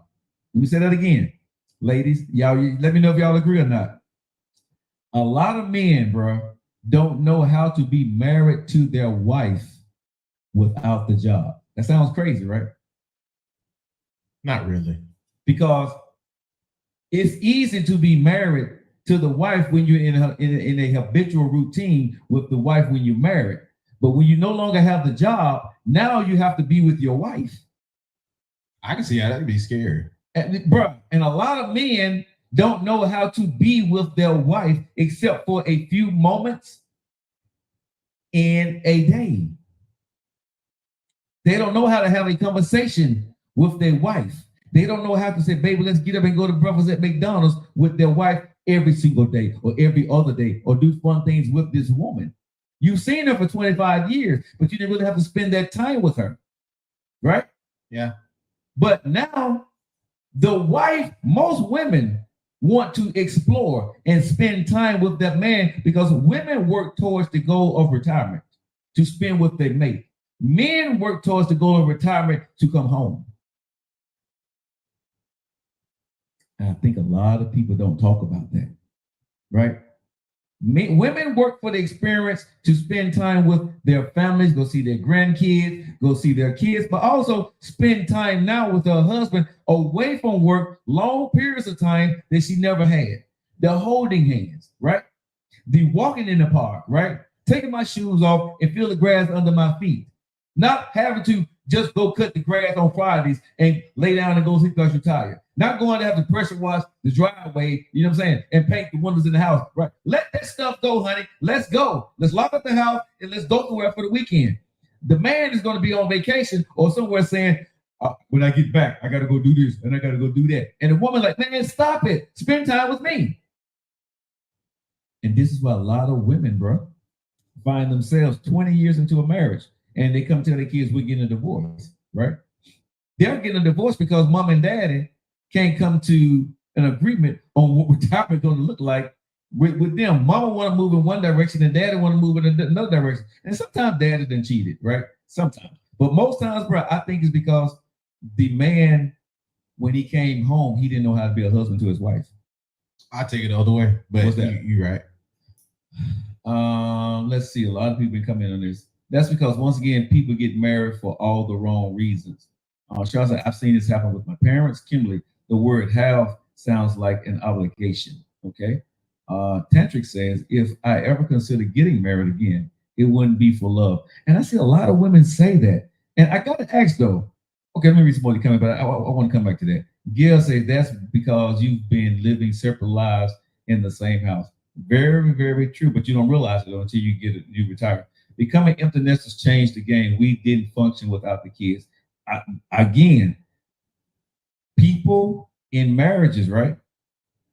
They are habitual. And when the picture changes, you realize that, damn, I don't like him. Damn, I don't like her, right?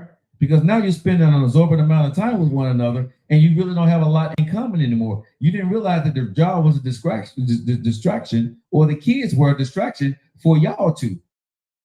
That was your vice. But now that y'all got all this time together, y'all probably realize I really don't like your ass like that for real. After 25 years. Now it worked. Y'all got a beautiful family, beautiful house, beautiful cars, all that good stuff. But now for some reason, it don't work. This is why, I'm going to say, man, I know this is not easy what I'm going to say, but I truly believe that you have to date. And me and my brother, I talk to him, almost daily. And I'm talking to him now about making sure you have habitual things that you're doing with your mate, right? And your kids, right?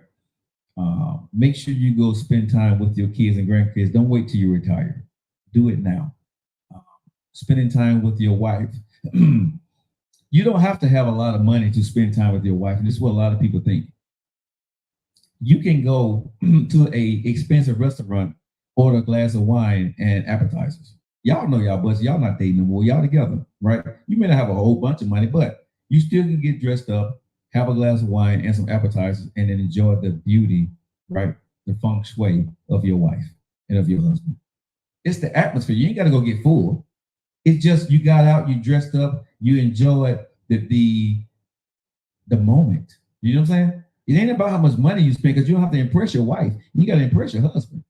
You can spend $100 in a nice place and she looks really good. And you know what I'm saying? Holding hands on the way there, holding hands on the way home.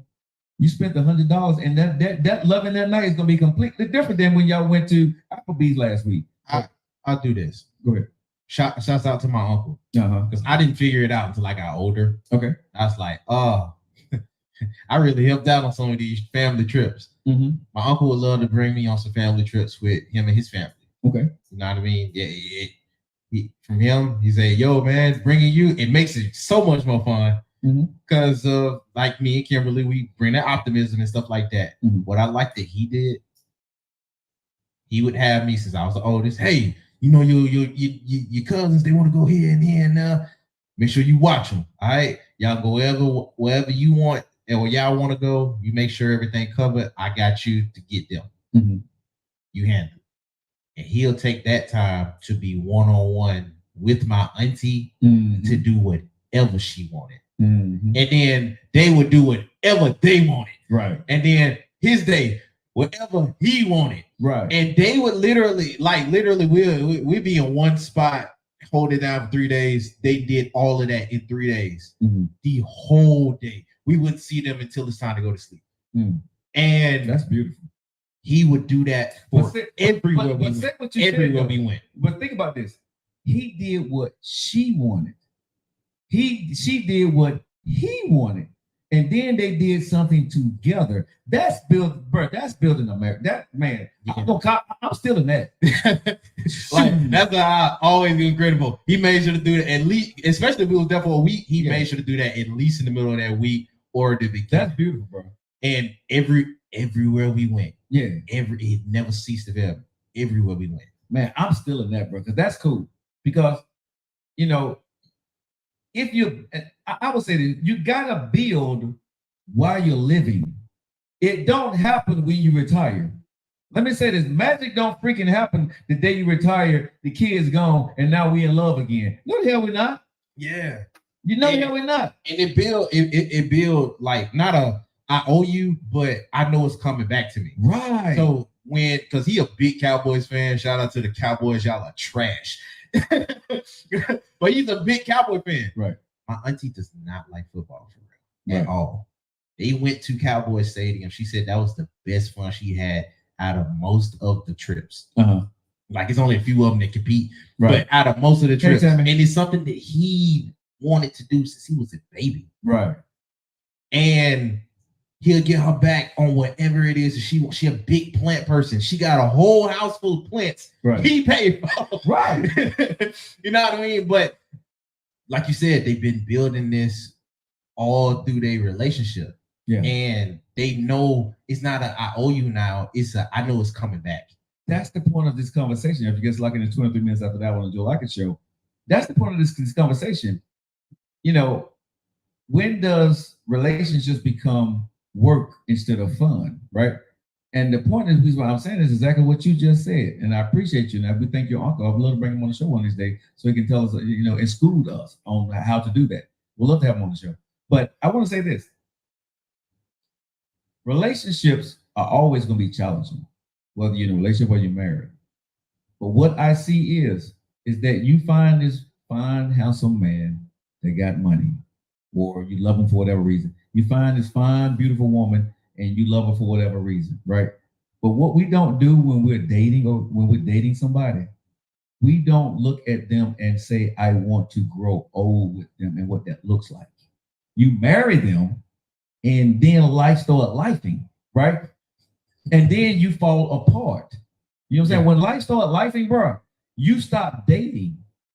He's no longer that fine man. That's your husband that's going to make sure that the bills are paid. He's going to go out there and work and fix stuff. She's the one. The lifeline. You know what I'm saying? But that's what I'm saying. So you stop looking at your husband or your wife as the apple of your eye. They are now your husband, and now that's your wife. That sounds so clinical. But bro, that's what it turns into. People say when the kids come, you got to go to work. When the bills come, you got to go to work. People forget. I'm gonna say most people forget that you're married. You was married before all this stuff started, right? Before you got the first debt, the credit card, the first house, the first car, that you're married. Okay, people stop being married. People start to live in life and let life start lifing, and they forget to be married. You claim you are married. You put the ring ring on and say I'm married. You take pictures with your family and say you married. Your marriage certificate say you married, but you're not married. You're not doing marriage. You're not doing it. You're just not. You're living life. You're lifing. And then you expect the marriage to take care of itself. But what you're doing, you work more hard on your family. You work hard on your job. You maybe even work hard on yourself. But this is what I promise everybody, include my black ass. Most people don't work hard on their marriage. Wow, you working hard everywhere else. Because you think people put marriage on automatic and think because if certain things, certain boxes are checked in your life that the marriage is going to be okay. And that's a lie. That's a lie. People check these boxes. If the bills are paid, you have food on the table, you got a roof over your head, the marriage is going to be okay. And that's a damn lie. What is it that, like you said, this is what men and women forget. What is it that my wife like to do? Most of the times, what your wife like to do is not going to have nothing, a damn thing to do with what you like. What he likes to do ain't gonna have a damn thing to do with what you like. What your uncle did, he said, what my wife likes. I'm going to take her to go do that and enjoy her smiling because she get to do it. She said, I'm going to do what he likes. I'm going to do it because I get the enjoyment of watching him do what he does because he likes it. It ain't about me now. That's marriage.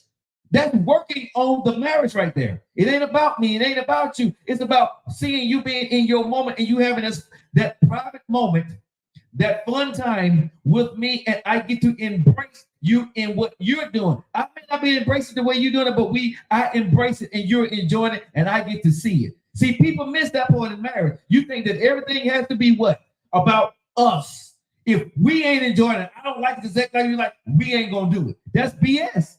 That ain't marriage. It's selfish. That's very, but bruh, most marriages, everybody's selfish. They don't work on the marriage. You think that's supposed to be automatic. If I'm doing this, you better tolerate this. If I'm doing this, you better tolerate that. And we gonna be okay because we got kids, we got a mortgage, we got car, we got bills together. You're my wife, and it's what it's gonna be, and the marriage is gonna be okay, and your ass ain't happy. Tell me I'm lying.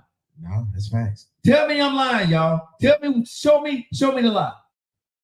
And this is why a lot of people right now listening to the sound of our voices worldwide, you're not happy in your marriage because you're lifing, but you're not married.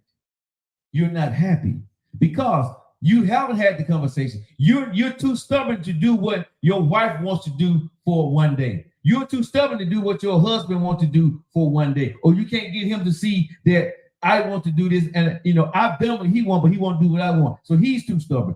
Life get the life in. You see what I'm saying? These are conversations men and women need to start having in life, in marriage, with each other, and figuring that stuff out. Stop BSing each other and stop putting your marriage on freaking automatic and think the kids and the mortgage are going to save it, because it's not. A mortgage ain't never saved a marriage. Kids don't save marriages, okay? They don't. They help them. They help a marriage, but they don't save a marriage. You can be looking happy and dying inside a beautiful marriage with the house, the picket fence, the kids, and the dog, and not happy. You can have all the money in the world and don't be happy.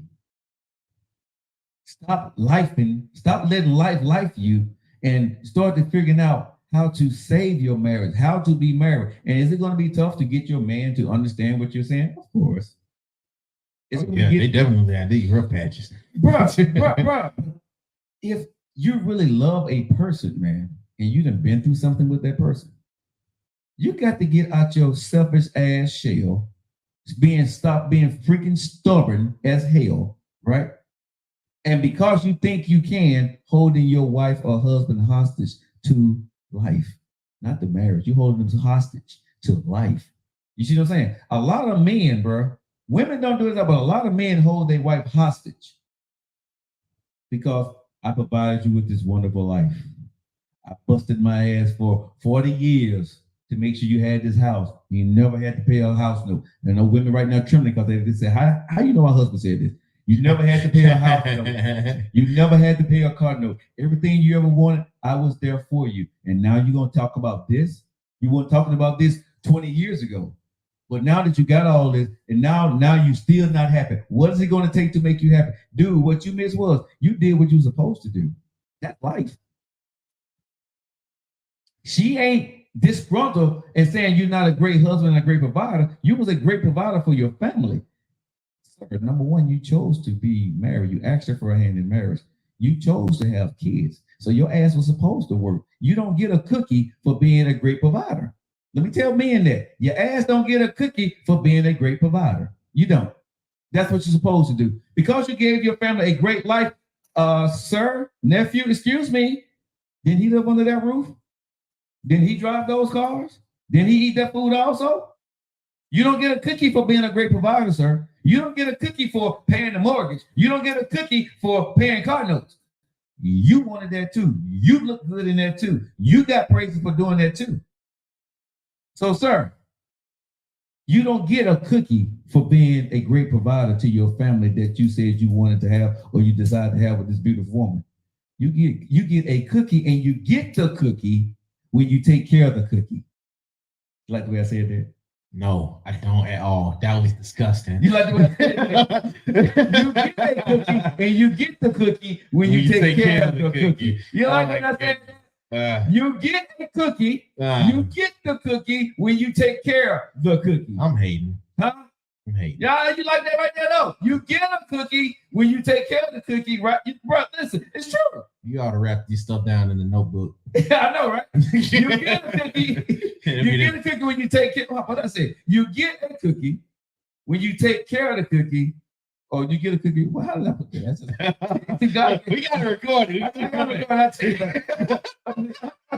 The guy gave me a download. Let's see. I said, you get a cookie when you take care of the cookie. You get the cookie. That's it. And that's true though, bro. It's gonna be another shirt. But exactly. but truthfully, bro, that's when you know you're married. Yeah. You see what I'm saying? I think too many of us want the accolades for S. Because I don't want to say the word, but for S, that you're supposed to do when you take on the family. Though, Joe. Yeah, but I'm just saying, but you know, I think a lot of people, bro, want accolades for stuff that you're supposed to do when you take on a family. When you take on a wife, you're supposed to work. When you take on kids, you're supposed to put food on the table. When you take on kids, you're supposed to pay the mortgage. That's your job. You know what I'm saying? Are you a good parent? Yes. Yes, you're a good parent, but you're not an extraordinary parent that did something, different than any other good parent do. You're not nothing special when you do that. Special is when you're spending time with your kids. You're spending time with your wife. You're making memories with your kids, and your grandkids want to spend time with you. A lot of people miss this. What you laughing at? How you said memories? Memories. Yeah. But I'm just saying. But a lot of people miss, you know what I'm saying? Men and women, bro. You want accolades. I cooked you dinner all for 40 years. Man, that's what you're supposed to do. I cleaned your house and washed your dirty. That's what you were supposed to do. I'm sorry, ladies. You don't get a cookie for that either. When you take on a husband and a kid, right? Your job is to do the things that you're able to do under the capabilities that you know how to go do. You don't get no special treatment from the world because you took on a family. You said you accepted his hand in marriage. You decided to have kids. What you did is what a mama and a wife supposed to do. Yeah, responsibilities. You see what I'm saying? Just because you're consistent in responsibility. But I'm sick and tired of hearing people say, I did this, do nothing. You did what you're supposed to do. Y'all understand, to make a family, you gotta work. You gotta play, you gotta live somewhere, you gotta put clothes on your back, and you gotta eat. You ain't special. Just because you got tired of lifing, because you decided to go get a big house, you decided to go get an expensive car and get a whole bunch of damn furniture you couldn't pay for, and now you got problems. That ain't unusual. But you don't get no special preferential treatment because you decided to go do that today. I don't give one iota of how you feel about that. I really don't. Because what you're not doing, you're not being married. You're lifing. And then you want the outside world and everybody to see, I took care of you. I did this. Take care of me. You did what you supposed to do. Stop saying you took care of me. I mean, seriously, please stop telling women, fellas, you took care of them. Please don't tell Joe you did anything. Say, I took care of you. I did. When you married me, that's what you're supposed to do. It ain't you acting like you did something special for me because you decided to marry me. When you decide to marry me, you have an obligation and a job to do. If I decide to marry you, then I got an obligation and a job to do. Stop lying to each other. That's life.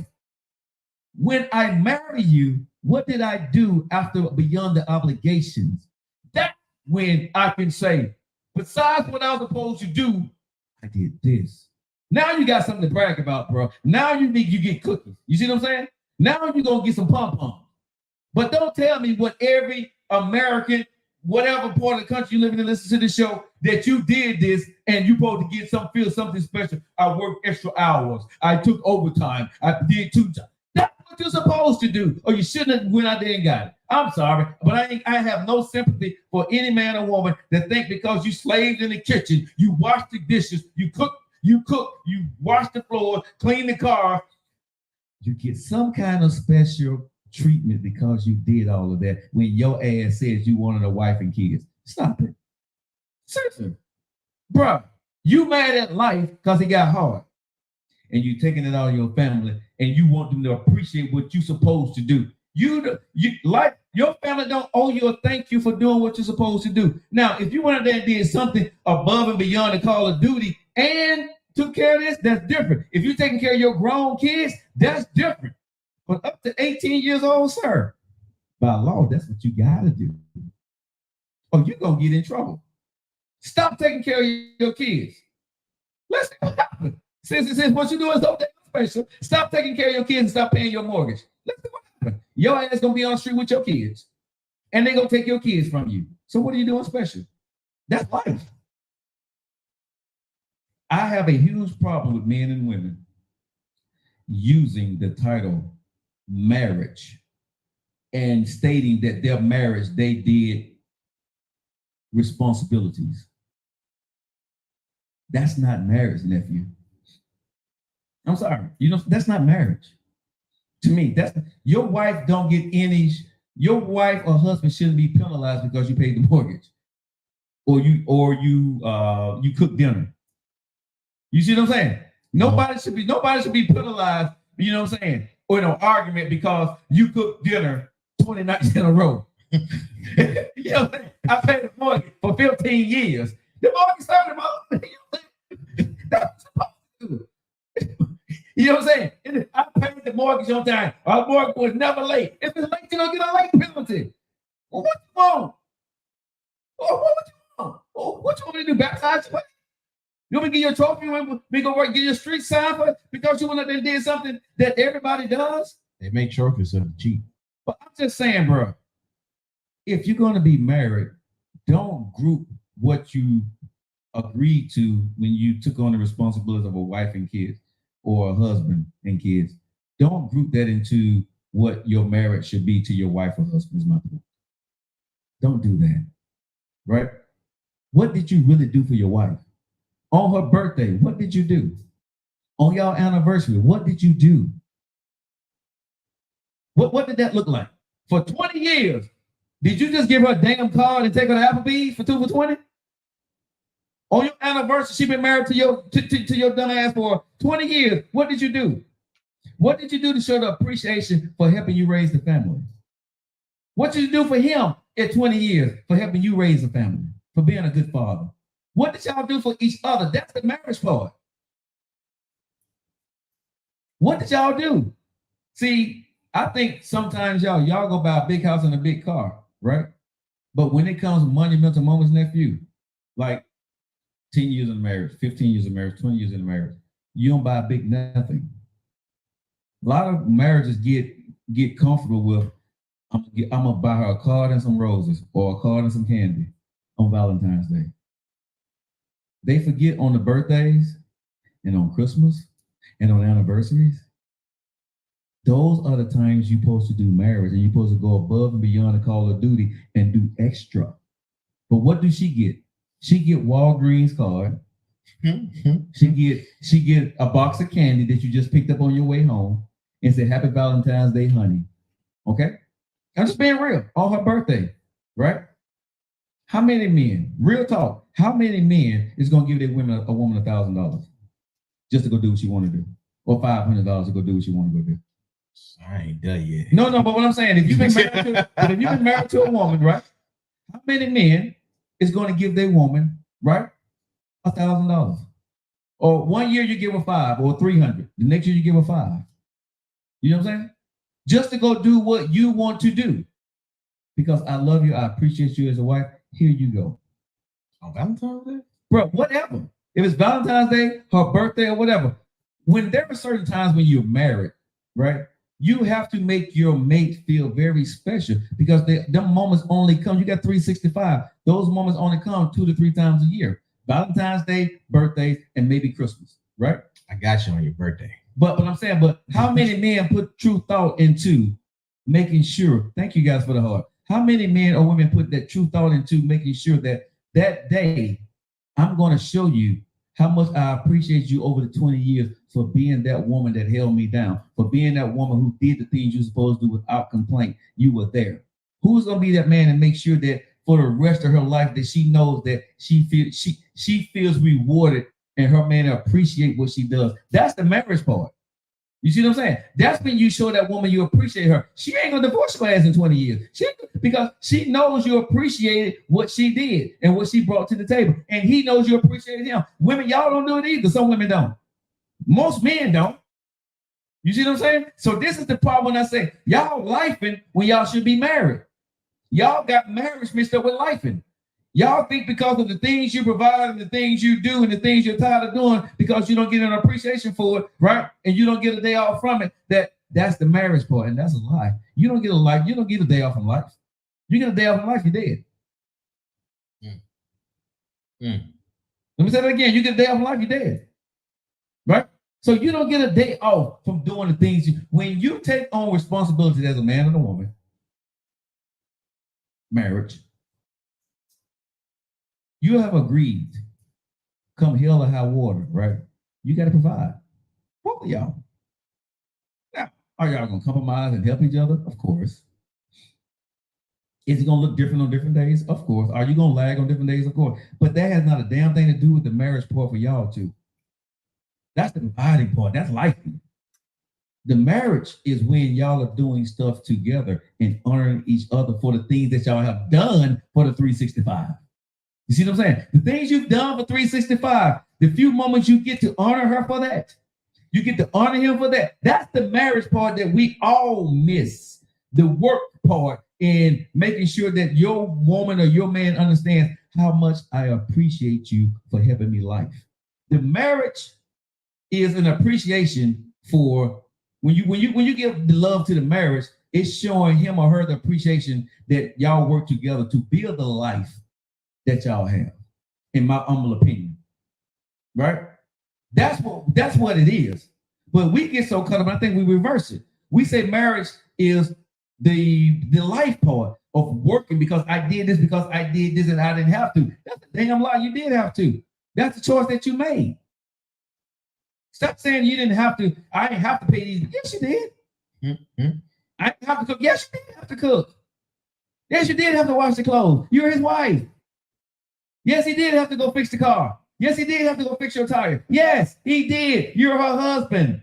On the worst day, dude, you're her husband. Worst day, you're his wife. Those are the things you provide and supposed to do under the rule, under the obligation that y'all said that y'all going to live this life together. Life happens, you react, you do. You all benefit from the car, the house, the lights, the clothes. You all benefit from that stuff. Stop playing with me.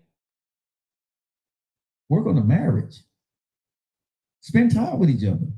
Make that part of it work. You know what I'm saying? Because if you ain't making that work, that's you. How the hell you think you're going to spend your life together in retirement? Real talk, how? How are you going to be with this woman if all you did was talk about how many mortgages you paid? How I went to work every single day and never missed a work because I had to take care of my family. Right? You're supposed to take care of your family.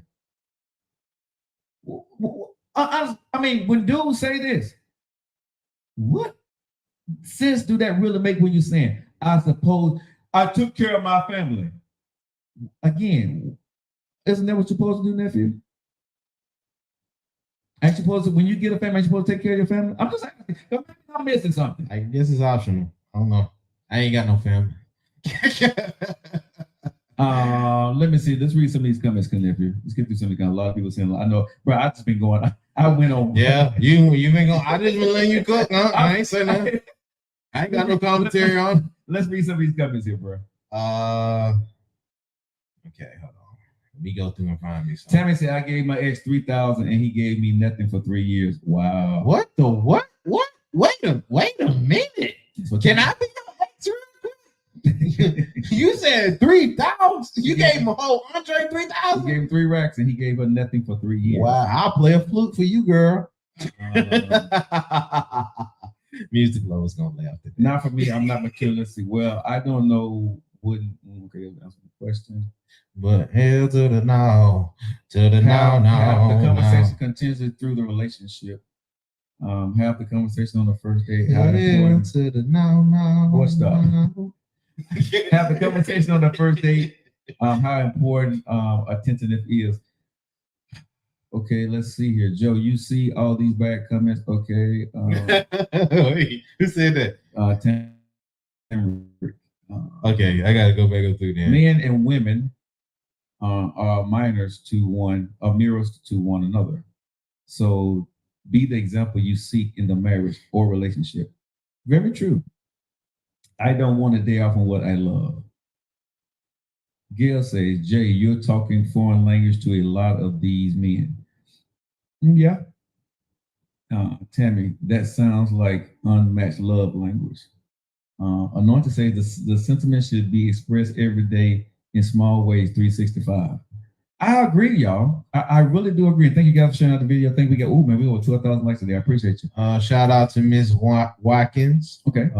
I would ask my husband to take me out to eat. He would ask me if I'm paying.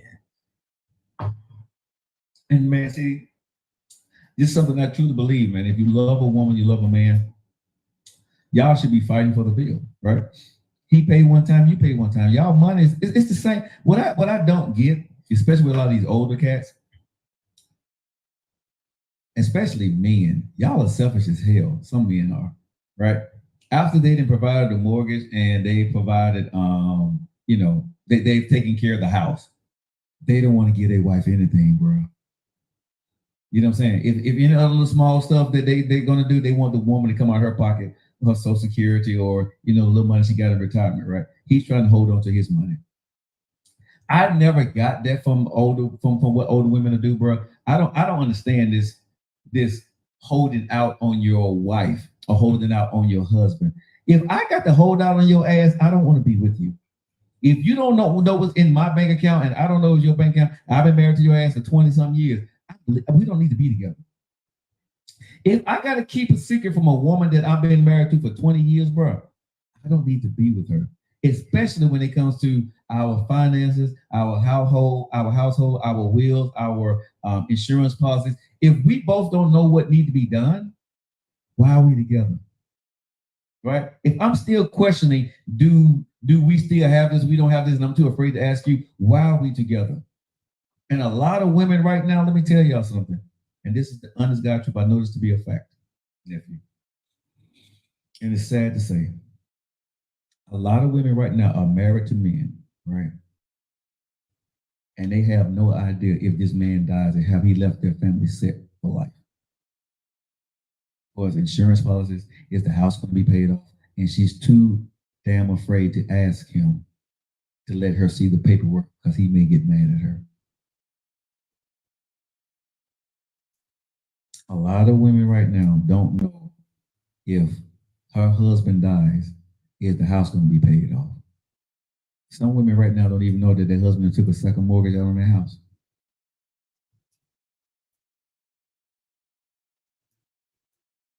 I'm not lying, y'all. I've ran into a lot of women crying because, their husband left them. The house was nice, but when he died, he had a $50,000 or $30,000 insurance policy. His money is gone now. The mortgage on the house is $1,500, $1,800. That's what she's making in retirement. She got to sell the house. I guess his thought pattern was that you can sell the house and you get the proceeds from that. But bro, when you 70 or 80 years old, who in the hell trying to sell a house after your husband just died? Let me say this to you dumbass men out there, right? Who in the hell trying to sell a house and your wife in her 70s? Why are you leaving your wife in that state that she got to sell a house, move all her stuff out, right? Because you didn't leave enough money on the insurance policy to pay the house off. Who does that? A lot of y'all dumbass men do. I'm telling y'all dumb as hell and selfish as hell. Because at the end of the day, you left the woman stranded because you didn't want her to have anything to be with another man. You controlled her all your life. What? You think that's to keep them from being with another man? Bro, you got a lot of men out there, bro, who would allow a woman to live good while he's there, but will make sure that she's not going to live good while he's gone. It's going to make it difficult, very difficult for her. I know a lot of selfish, dumbass men that do that, bro, but they do. They do, bro. They do. A lot of women on here know what I'm talking about, bro. But this is what I'm talking about is very, very, very real. And it happens more often than people think. It happens more often than people think.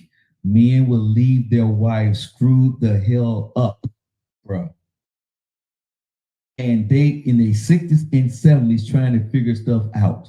Now the house got equity in it, but bro, the woman ain't paid a mortgage since she was living with him for 40 or 50 years. So now she got to figure out, can she pay the mortgage? When she feel like she can't pay the mortgage and all the other bills, she got to sell the house. His ass already knew that. So guess what? She's now in her 60s or 70s trying to sell her house, get rid of all the stuff.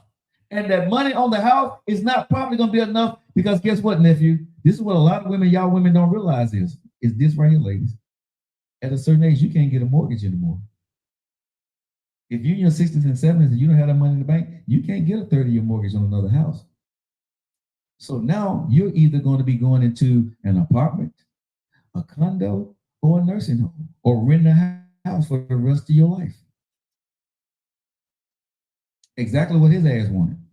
See, a lot of women, people don't realize this, nephew. After a certain age, if you ain't got the collateral, you can't get a mortgage. He left you like that on purpose, knowing that you was gonna. In his mind, you can rent, or you can get something smaller, and you'll be okay. But you're not gonna have this house with some other man. You frowning up, bro? But I'm telling you, I know this to be a fact. A lot of men they want the glory, but when they leave, your ass ain't gonna have the glory. He ain't gonna leave you set up. Ladies, I'm telling you, right? You better ask the tough questions early and prepare yourself. If you don't know if you're living with this man and you don't know what's going on, you need to sit down and have a conversation. I don't care how uncomfortable it gets, you need to have that conversation and figure some stuff out. Because let me tell you, either have the conversation now while he's living, or you're gonna be faced with the actuality of what's going on when he's dead. Yes, get it in writing, right? Y'all can get mad at me what I'm saying. I'm just giving you the 411, the 911, that some of y'all need to check y'all marriages of these 40 and 50-year marriages, right? And make sure that you're gonna be well taken care of. Because this man that claiming that he's taking care of you may not take care of you in a way that you thought he had your back when he's gone. Because he don't want you to have certain things when he's gone. He wants you to understand that he did this. He don't give a damn what you done in your life, right? He just wants you to understand that without me, you ain't nothing. Without me, you ain't gonna be able to have certain things. Some men don't want some men don't want to leave y'all good, ladies. Y'all can get mad, but I'm just telling you, some men don't want to leave y'all good. For the men that ain't speaking with you and ain't spending time with you, and y'all still just being married, y'all just lifing but really not married, but the papers say y'all are, watch that man. I'm telling you, ask the questions. Get you a lawyer, get you some insurance, find out what's going on with that house, find out what's going on with those cars, start making plans, you know what I'm saying? And then if you find out what's going on, start downsizing while he's living and get something that you can afford. Call his bluff. Because he will, some men, man, a lot of men have left their wives hanging, bro. Left them football, bro. Seriously. A lot of women getting divorced and know nothing about their husband house or make. Man, exactly. A lot of women have no idea what their husband retirement check is, bro. A lot of women just go on automatic as long as the bills are paid, the house, if as long as everything is working properly, right? And they got food in the refrigerator, they trust their husband.